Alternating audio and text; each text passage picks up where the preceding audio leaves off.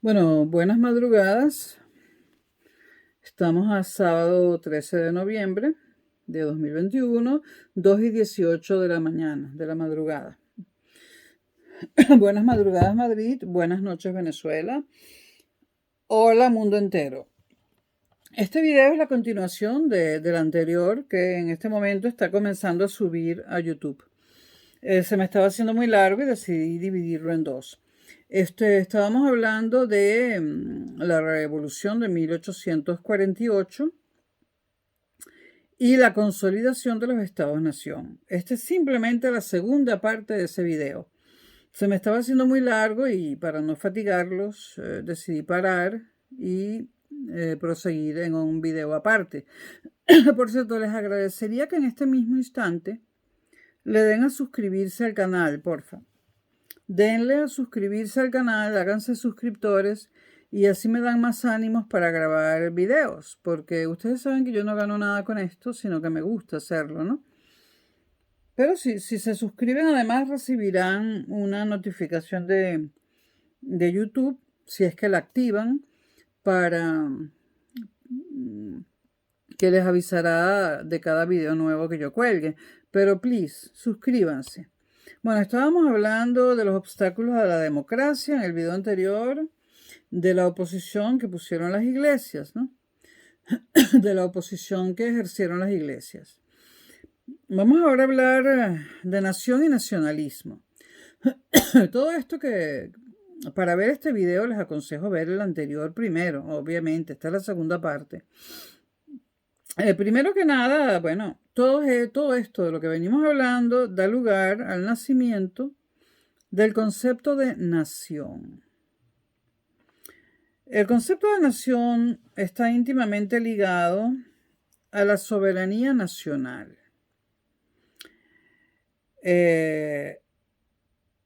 Las monarquías, tanto la absoluta, en la monarquía absoluta, ¿quién era el soberano? El rey, y había un solo soberano. En la democracia, ¿quién es el soberano? El pueblo. Por eso hablamos de soberanía nacional. No se puede hablar de nación si no hay soberanía nacional. No hay nación si la soberanía no reside en el pueblo. Luego hay que hacer una diferencia entre nación y Estado. La nación somos todos, el Estado no. Luego hay varios tipos de nación, o mejor dicho, hay varios tipos de nacionalismo. Está el nacionalismo liberal. Ya hemos hablado de la diferencia entre liberalismo y democracia. Está el nacionalismo herderiano, llamado así por Herder, y el nacionalismo constitucional.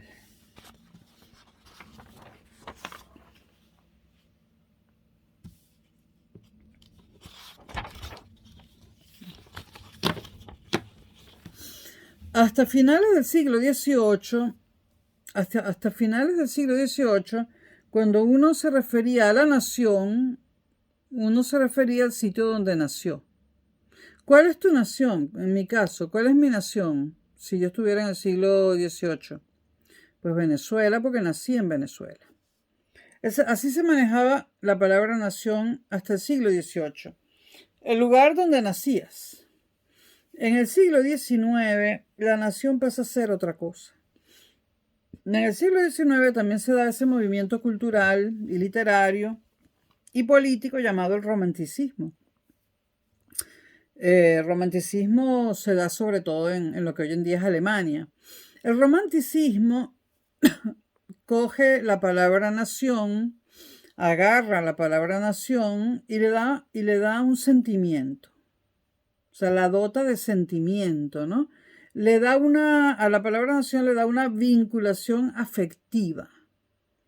Entonces, a partir del siglo XIX, la nación es donde reside la soberanía nacional, que reside pero la nación está íntimamente ligada, o está siempre ligada a partir del siglo XIX, sobre todo a partir de la segunda mitad del siglo XIX, la nación, la palabra nación, el concepto nación, no se puede separar de la democracia y del concepto de soberanía nacional. La soberanía nacional en una nación, valga la redundancia, reside en el pueblo. El pueblo es el soberano. El romanticismo alemán, que también se extendió luego por toda Europa, le da un sentimiento a la palabra nación, la dota de una vinculación afectiva. Entonces surge la ciudadanía. La ciudadanía siente una vinculación afectiva hacia su nación, que ya no es el lugar donde se nace, sino donde se desarrolla la vida, donde uno vive. Por lo tanto, podemos tener varias naciones, podemos haber vivido la mitad de nuestra vida en un lugar y la otra mitad en otra. En mi caso, obviamente, a pesar de la nacionalidad española, antes de vivir aquí yo no podía decir que esta era mi nación, ¿no? Luego de 17 años y pico quizás lo pueda decir, pero evidentemente mi nación, a pesar de la doble nacionalidad, que es una cuestión jurídica, meramente jurídica, mi nación era Venezuela. En ambos, lo era en términos del siglo XVIII porque allí nací y en términos del siglo XIX porque allí fui ciudadana. Y evidentemente los venezolanos, por poner el ejemplo de los venezolanos, los ciudadanos venezolanos sentimos una vinculación afectiva hacia Venezuela. Evidentemente hay una vinculación afectiva hacia Venezuela. Lamentablemente en las últimas décadas esa vinculación afectiva va del odio al amor y del amor al odio. Hay una relación de amor-odio con nuestro país y todos sabemos a qué se debe, pero las relaciones de amor-odio también son afectivas, ¿no? Es afectivo el amor y el odio también. Así que seguimos siendo, donde quiera que estemos, ciudadanos venezolanos. Entonces, del Estado emana la soberanía nacional. El Estado tiene que aprobar la soberanía nacional y de la soberanía nacional emana la nación.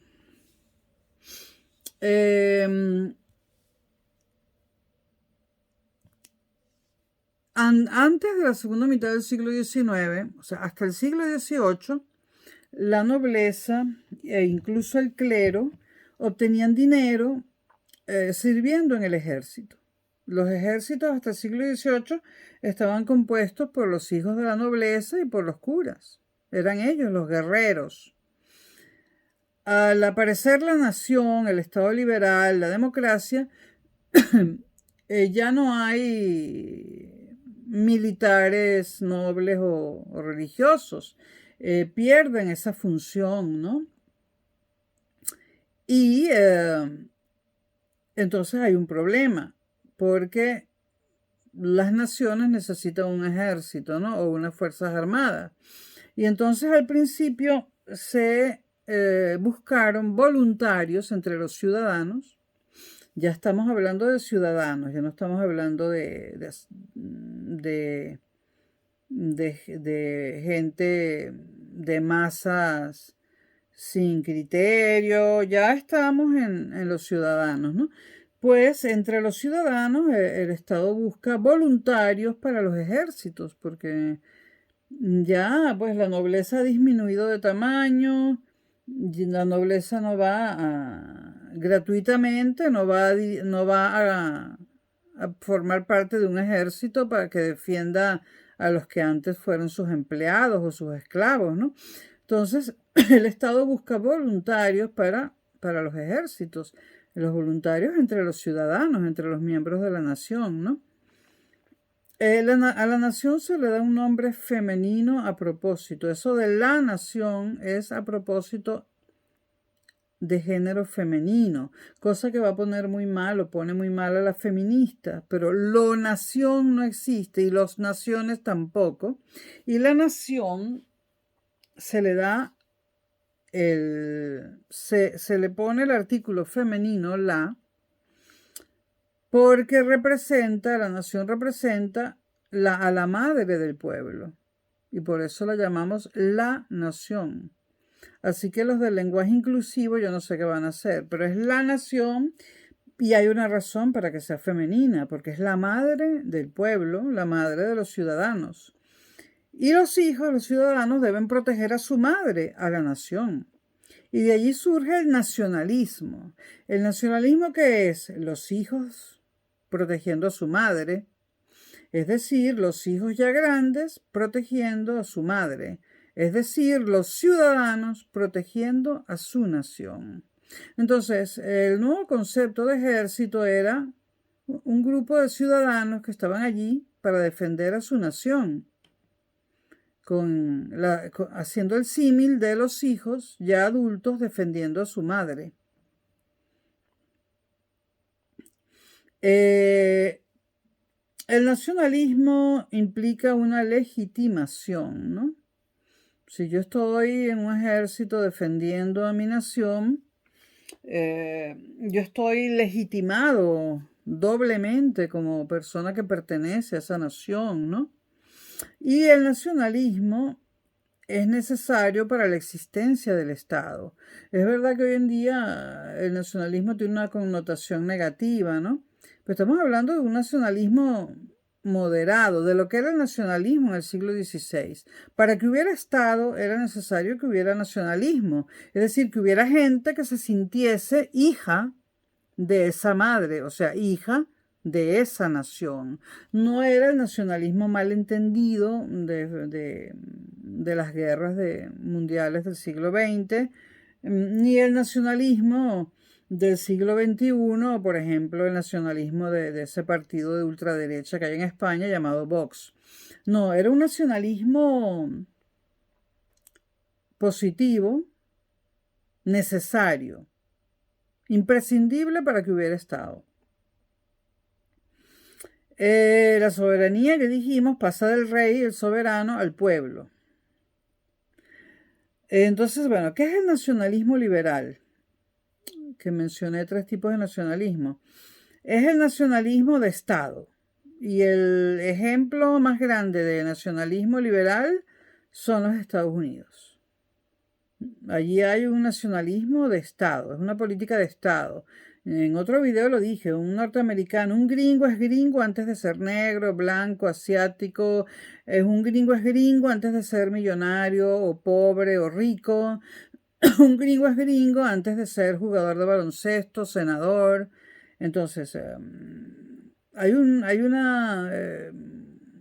los gringos están muy unidos a su madre, es decir, el ciudadano norteamericano está muy unido, se siente muy unido a su nación, que son los Estados Unidos.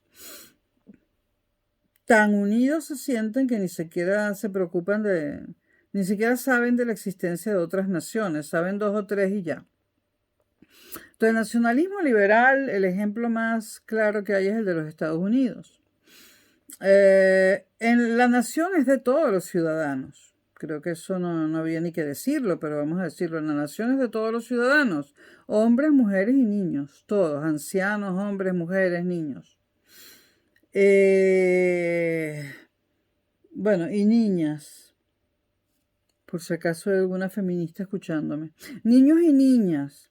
Bueno, en el nacionalismo liberal hay una afiliación voluntaria. Es decir, tú eres nacionalista porque te nace del alma. Nadie te lo tiene que inculcar. Esto de lo que hablaba Renan, del plebiscito diario. Renan para el canal de filosofía, ¿no? El plebiscito diario. Y vuelvo a señalar que el mejor ejemplo de nacionalismo liberal son los Estados Unidos. Luego está el nacionalismo herderiano, viene de Herder, que fue una persona, un señor, ¿no? Para el nacionalismo herderiano, la nación es un conjunto de características similares,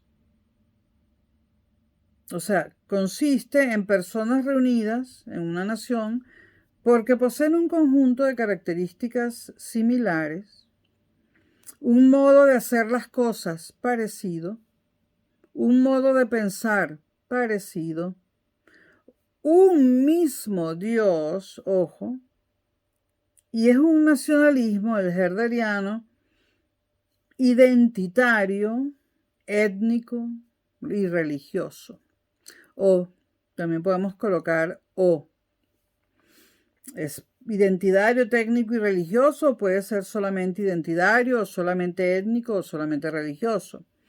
Es un nacionalismo atemporal, y esta es la característica más importante del nacionalismo herderiano. Es atemporal, es decir, ese nacionalismo herderiano existe antes de que se configure la nación.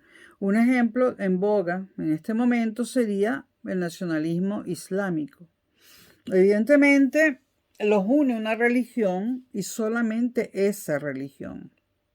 Es un nacionalismo herderiano, el islámico. Ellos quieren construir, además lo han dicho, la nación islámica. El nacionalismo herderiano es peligroso, sobre todo con las libertades que hemos logrado en el siglo XX, aunque en el XXI parece que están echándose para atrás, pero hemos logrado en el mundo tener una serie de libertades que este nacionalismo herderiano podría echar por tierra, ¿no? Por ejemplo, que los islamistas piensen en el término nación como personas que tengan todas la misma religión, no deja de ser peligroso. Bueno, habrá gente que me diga, ¿y qué me dices de Israel? Bueno, ciertamente Israel es una nación, pero en Israel viven judíos, viven palestinos, o sea, en Israel viven musulmanes, que son ciudadanos israelitas, viven judíos, viven católicos y viven ateos por montones y agnósticos. Ellos tienen pluralidad, los israelíes, Israel tiene pluralidad religiosa, incluso a nivel constitucional. Su constitución admite cualquier religión, incluyendo la musulmana. Por lo tanto, podemos acusar a Israel de otras cosas, pero no de un nacionalismo herderiano, ¿no? El islamismo sí es herderiano porque acepta una sola religión. Vamos a ver, un nacionalismo étnico, ¿se les ocurre alguno? Bueno, que sean todos blancos. Se acusa de eso. Bueno, de eso se acusó a los Estados Unidos al principio, cuando todavía había esclavos negros, ¿no? Pero esto de la supremacía blanca no tiene nada que ver con el nacionalismo, son dos conceptos distintos, no lo quiero mezclar. Estoy tratando de encontrar un ejemplo de nacionalismo herderiano respecto a la etnia. Evidentemente no es ningún país europeo, los países europeos se caracterizan por tener religiones, por aceptar todo tipo de religiones, incluyendo el hecho de no tener ninguna, y por tener gente de todo tipo viviendo allí. En Europa viven blancos, viven negros, viven indios americanos. Esto está lleno de ecuatorianos, bolivianos, peruanos. Aquí viven anglosajones, viven marroquíes, aquí vive gente de todas las etnias, ¿no? Un país basado en la etnia, quizás Corea del Norte, ¿no? Pero, no sé, yo creo que Corea del Norte, a todo aquel que abrace su sistema, que es el mayor totalitarismo que hay sobre la tierra, el de Corea del Norte. Bueno, un nacionalismo étnico. Bueno, un nacionalismo étnico, por supuesto, es el que querían implementar en Serbia los serbios, ¿no? Aunque era un poco loca la cosa porque los serbios no eran puros. Los serbios de hoy en día, muchos provienen de un padre serbio y una madre croata, o un padre alemán y una madre serbia, o un padre macedonio y una madre bosnio-herzegovina. Bueno, un nacionalismo étnico, el de Hitler, ¿no? No sé cómo no se me había ocurrido antes, que quería ser una nación solo para los arios, pero ni siquiera él era ario, ¿no? Bueno, estos nacionalismos religiosos y étnicos son peligrosos. Y el nacionalismo identitario, para las personas que se identifican con una sola cosa, una sola meta, un solo objetivo, ¿no?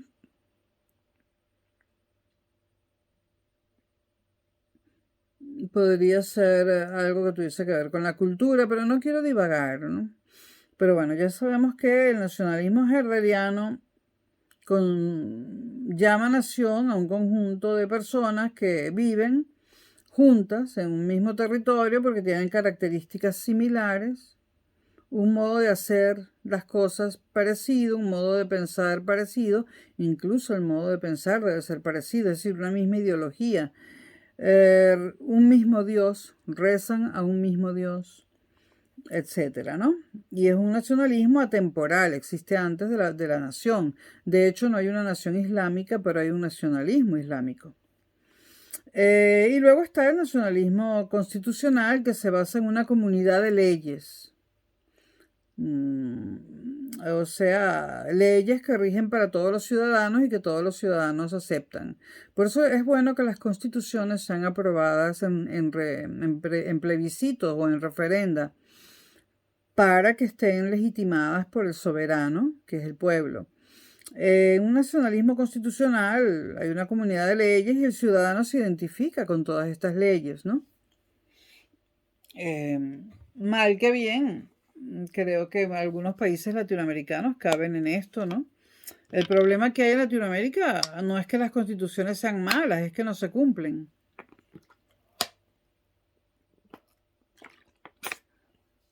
Pero más o menos todo el mundo acepta los distintos artículos de la Constitución. El problema allí es otro, ¿no?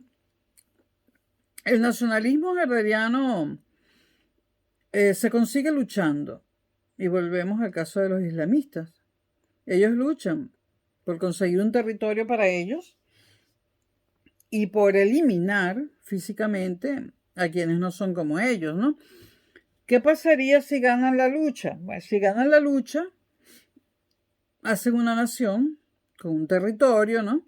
¿Y qué implementan en esa nación? Pues un nacionalismo constitucional, ¿no? Pero ya tendrían todos la misma religión, etcétera, ¿no? Un exponente español, de nacionalidad española importante, un teórico importante del nacionalismo constitucional español, es Francisco Tomás y Valiente, que es un nombre que deben haber escuchado en algún momento. Y hay un exponente del nacionalismo constitucional, un teórico del nacionalismo constitucional muy famoso, que ahora no recuerdo el nombre. Google. Vayan a Google.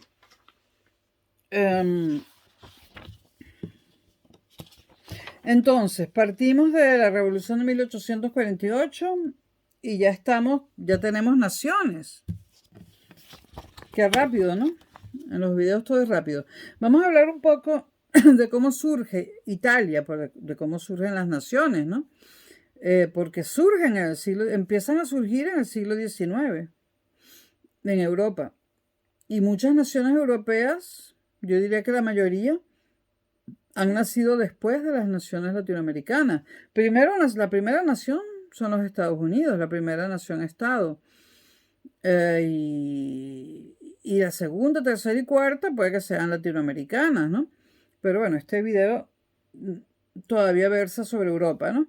Bueno, ¿cómo nace Italia? Bueno, la formación de Italia se da en 4 etapas.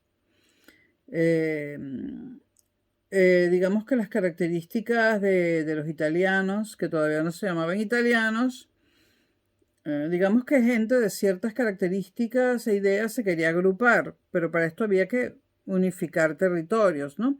Entonces, la unificación de eso que hoy en día llamamos Italia, de la nación italiana, se da en 4 etapas. En la primera etapa, estamos hablando de la unificación de Italia y de la nación, del nacimiento de Italia como nación. En la primera etapa hay una alianza piamontesca frente a Austria. Aquí sí tengo que usar la chuleta, ¿no?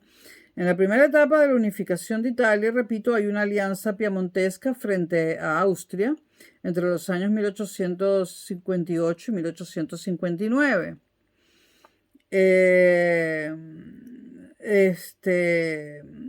El norte de Italia se suma a esto y también ocurre la anexión de Lombardía, Toscana, Módena, Romana y Parma.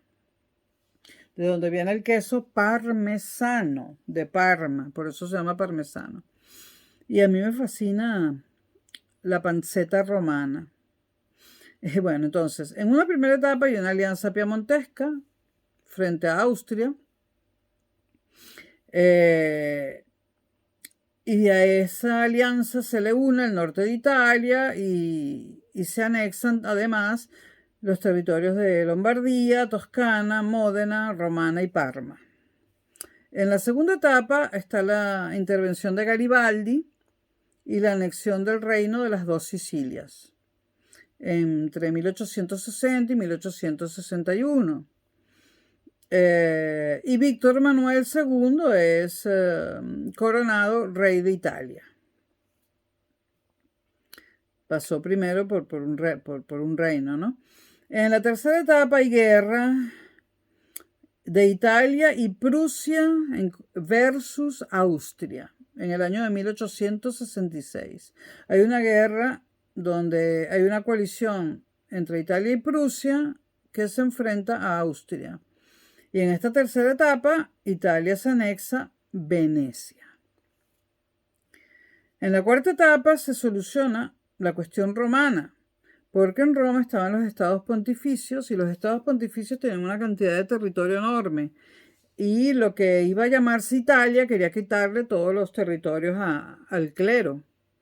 Recuerden que en esa época los papas iban a caballo y eran militares, ¿no? Entonces, Italia dice, no, estas tierras pontificias van a ser del reino de Italia.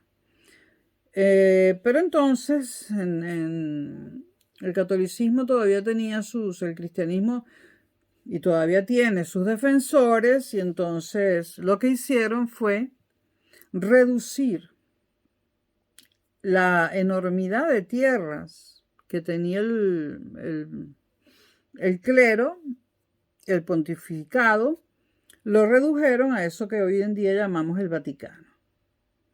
El Vaticano es un estado dentro de un estado. El Vaticano es un estado libre, es una nación dentro de la nación italiana. Entonces, se negocia, se le da ese pedacito de territorio al Vaticano, se dice, bueno, esto es lo de ustedes, lo del clero.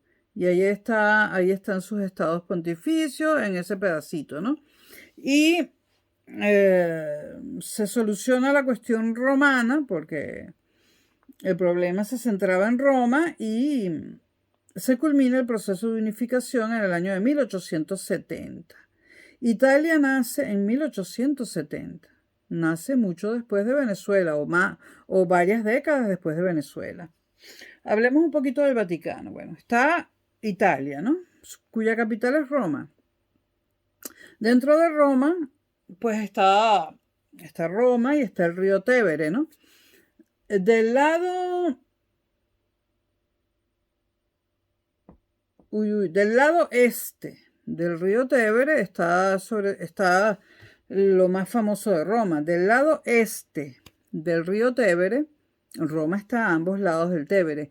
Del lado este del río Tévere encontramos el casco histórico de Roma, las plazas más conocidas como la Plaza de España, Piazza Navona, la Fontana di Trevi, el Coliseo o los restos del Coliseo, los restos de la Acrópolis, todo eso está del lado este de Roma, ¿no? Y del lado este, bueno, el Tévere tiene muchísimos puentes, uno más bello que el otro. Del lado oeste y pegada a uno de los puentes, hay un puente que te conduce directamente del lado este de Roma al Vaticano. Bueno, tú puedes cruzar el río por el puente que te dé la gana, pero hay un puente que te lleva del casco histórico de Roma directo al Vaticano. O sea, tú cruzas ese puente, caminas unos metros más, no muchos, unos 50 metros, y entras en el Vaticano. El Vaticano es un estado independiente que está dentro del estado italiano. Es un país, es una nación. Es pequeño, tiene la plaza de San Pietro, la Basílica de San Pablo, algunos museos, y bueno, tiene incluso su propia oficina de correos, sus propios timbres fiscales. Repito, el Vaticano es un estado, es una nación dentro de la nación italiana. Pero Italia no puede vulnerar las fronteras del Vaticano y el Vaticano tampoco puede, digamos, hacer nada malo. No puede enviar a su guardia suiza a salir del Vaticano y agredir a ciertas personas fuera del Vaticano, ¿no? Es un estado dentro del Estado italiano. Entonces, el Estado italiano hoy en día es un Estado democrático, ¿no? Empezó siendo un reino, hoy en día es un Estado democrático. Ya dijimos, Italia nació en 1870 y bueno, en ese mismo año nació también el Estado Vaticano o el Vaticano. ¿Qué tipo de Estado es el Vaticano? Bueno, el Vaticano es un Estado, yo creo que es herderiano, ¿no? Porque en el Vaticano no queda duda de que todo el mundo es católico, no solo cristiano, sino católico. Y bueno, tienen un ejército suizo, un ejército que no puede, un ejército casi que estético, ¿no? Este ejército no se puede enfrentar ni a la policía. Cualquiera acaba con ese ejército. Son mercenarios, digamos, suizos que creo que pueden entrar a los 19 años y a los 22 se tienen que retirar. Claro, en esos 3 años ganan suficiente dinero para luego montar su propio negocio en alguna otra parte del mundo. Bueno, hay muchos chistes respecto a la Guardia Suiza del Vaticano, ¿no? Son todos suizos, ok. Y súper jóvenes, hiper jóvenes, tan jóvenes que se jubilan a los 21 o 22 años. Y todos son guapos, porque es que yo he estado varias veces y me los quedo mirando. Todos son guapísimos, los chistes son obvios, ¿no? Como dice un amigo mío, míralos, son para los papas. O ellos son del papa, el papa hace con ellos lo que quiere, ¿no? Que estén vestidos de militares y eso, pues, es lo de menos, ¿no? Se aceptan cualquier tipo de teorías acerca de esta guardia que para proteger nos sirve. Realmente, si el Vaticano tuviera un problema de seguridad, tendría que pedirle ayuda al Estado italiano para que mande a la policía italiana, ¿no? Bueno, la Guardia Suiza perdón, es que la tortícolis. La Guardia Suiza es una cuestión estética, decorativa, ¿no? Y muy joven. 1870 nace Italia y nace el Vaticano. Bueno, hablemos ahora de Francia. Francia fue el gran enemigo de la culminación de la unificación italiana. Porque incluso Francia mandó a las tropas de Napoleón III para tratar de evitar que se unificaran todos estos territorios y se convirtieran en uno solo, que pasó a llamarse Italia. Francia quiere impedir la anexión de los estados pontificios. Los estados pontificios eran tan grandes que llegaban hasta el mar Adriático. Cuando Italia se unifica y le deja ese mínimo territorio llamado Vaticano a los estados pontificios, el Papa descomulga al rey de Italia. Y el rey de Italia le importa un pito. Le había dejado un pedacito de Roma a los papas, pero no le había dado un nombre. Lo único que hace el rey de Italia es que funda el Vaticano y les dice, bueno, yo les di algunas tierras, ¿no? Bueno, ¿qué más quieren? Bueno, funde un estado y les dio esos kilómetros cuadrados que ocupa el Vaticano y lo llamó Vaticano. Al rey de Italia, el primer rey de Italia, de la Italia recién unificada, que ahí nace como nación, el rey de Italia, el primer mandatario de ese país llamado Italia, o de esa nación llamada Italia, fue descomulgado por el Papa.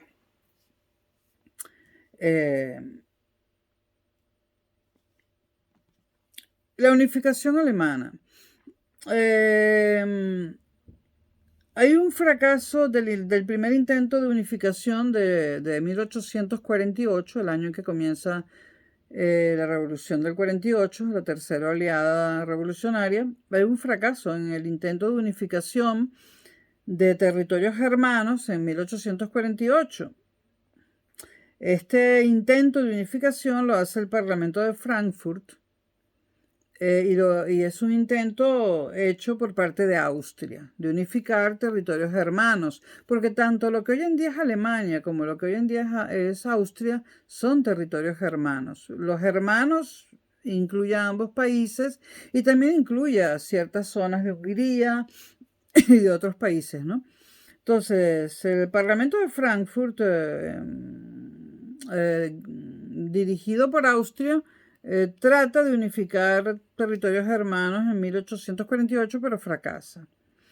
Luego Prusia lidera. Prusia es otro país, otra nación que tiene base germánica.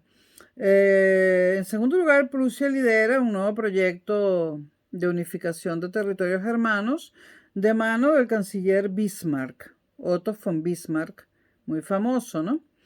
Que fue muy autoritario y muy militarista, ¿no? Entonces, nuevamente hay fases para la unificación, en este caso de Alemania. La primera fase la podemos ubicar entre 1859 y 1865. Allí se produce la Guerra de los Ducados. Es la guerra de Prusia y Austria contra Dinamarca. Los ducados de Schleswig y los ducados de, y eso que hablo alemán, los ducados de Schleswig y Lauenburgo pasan a manos prusianas de Prusia y Holstein a manos de Austria. Repito, hay una guerra en la primera fase, hay una guerra llamada la Guerra de los Ducados, donde Prusia y Austria se enfrentan a Dinamarca. Los ducados de Schleswig y Lauenburgo pasan a manos de Prusia y Holstein a manos de Austria. Es decir, que le ganan a ambos la guerra a Dinamarca y después se reparten los ducados. En la segunda fase, que transcurre entre 1866 y 1869, hay una guerra de Prusia contra Austria. Empezaron siendo aliados y ahora se pelean, era lógico, ¿no? Fueron aliados para vencer a Dinamarca, pero ahora les toca pelearse, ¿no? Para seguir repartiéndose la torta. Entonces, en la segunda fase hay una guerra de Prusia contra Austria, cuya motivación es el control del ducado de Holstein, que se lo había quedado Austria. Hay una victoria de Prusia en Sadowa y se crea la Confederación de Alemania del Norte. La Confederación de Alemania del Norte. La tercera fase ocurre entre los años 1870 y 1871 y hay una guerra franco-prusiana motivada